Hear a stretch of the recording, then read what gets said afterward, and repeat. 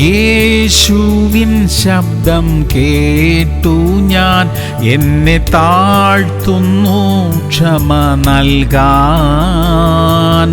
പൂർണ്ണ ഹൃദയമോടെ എല്ലാവരോടും ക്ഷമിക്കുന്നു.